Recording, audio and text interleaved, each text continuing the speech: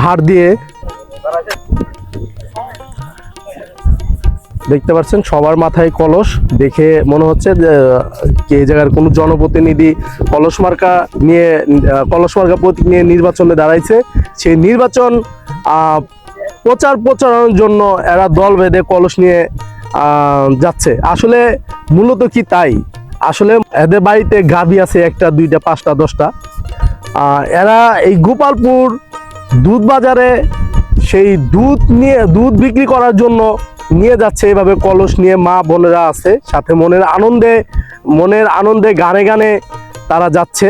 আপনারা দেখতে পাচ্ছেন যে আমার মনে হয় এদের বাড়িতে হয়তো 10টা 5টা 10টা এরকম গরু থাকবে।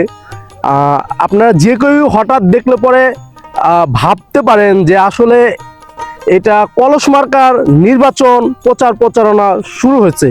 আসলে তা না, এখানে কলস মার্কার কলস মার্কার প্রতীক নিয়ে কেউ দাঁড়াইছে এরকম না।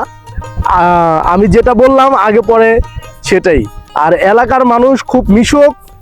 এখানে দেখতে পাচ্ছেন স্কুল স্টুডেন্ট এরাও আছে, আর মিশুক এরা সবাই একসাথে বাজারে যাচ্ছে দুধ নিয়ে, দুধ বিক্রি করার জন্য। আবার একই সাথে চলে আসবে দুধ বিক্রি করে কিছু কেনাকাটা করে মনের আনন্দে গানে গানে চলে আসবে তাদের বাড়িতে।